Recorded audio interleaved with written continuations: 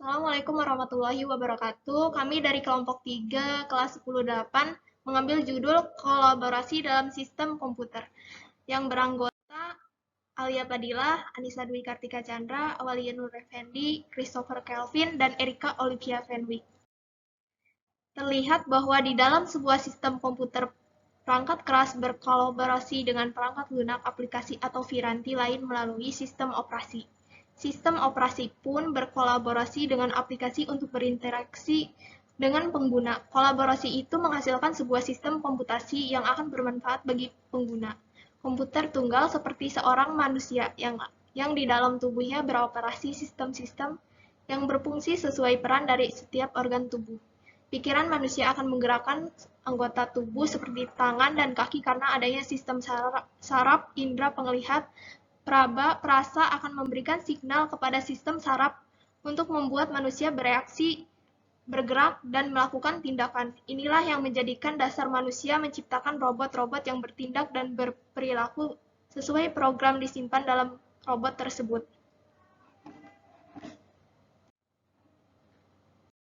Pada sistem-sistem otonom, sistem komputasi tidak hanya berkomunikasi dengan manusia, tetapi juga berinteraksi dengan alam sekitarnya. Perekam gambar, suara, dan signal lainnya akan dapat mengirim data ke sistem untuk diolah. Inilah dasar dari Internet of Things, di mana sekeliling manusia dipasang perangkat-perangkat yang mampu menangkap data dan mengirimkannya ke komputer.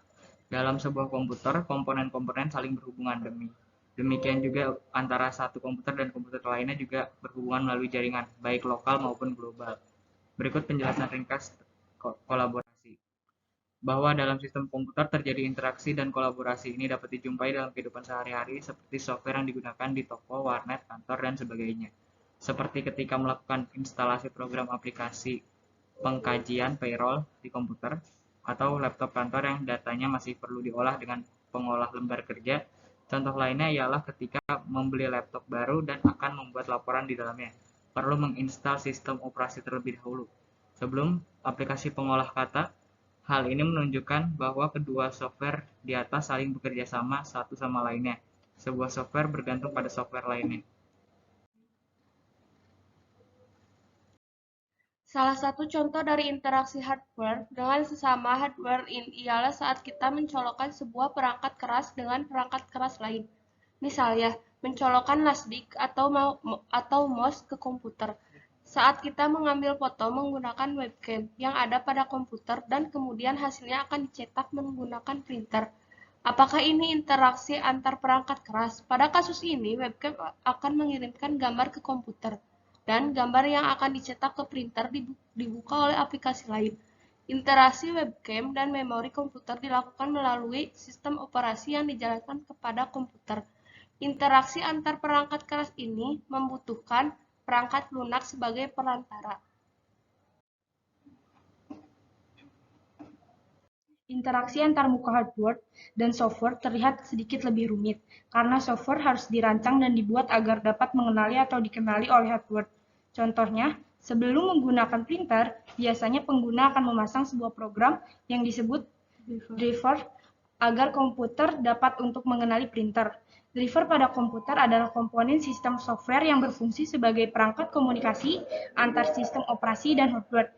Driver menggunakan kode binar untuk memerintah hardware melakukan perintah yang diberikan oleh sistem operasi dan mengambil data yang dikirim oleh hardware. Begitu juga sebelumnya, sistem operasi pemberian data ke printer agar printer bekerja mencetak dokumen. Program yang akan dipasang ialah termasuk software, dan printer yang dihubungkan dengan komputer atau laptop sebagai hardware dapat disimpulkan telah menjadi hubungan atau memerlukan antarmuka antara software, komputer, atau laptop dan pengguna. Contoh lainnya ialah ketika akan bermain musik. Kita dapat menggunakan alat tambahan menyerupai flash disk yang dapat ditancapkan ke komputer, kemudian dengan sebuah kabel dapat disambungkan ke pisang, wortel, jeruk, aluminium, dan sebagainya. Untuk memainkannya dapat membuka situs web atau aplikasi tertentu, lalu menyentuh barang yang disambungkan dengan kabel, dan musik pun dapat dimainkan. Ketika akan bermain aplikasi permainan penggunaan ponsel, pasti membutuhkan software aplikasi permainan tersebut, sehingga terjadi interaksi antarmuka antara ponsel sebagai hardware dan software aplikasi permainan. Terima kasih.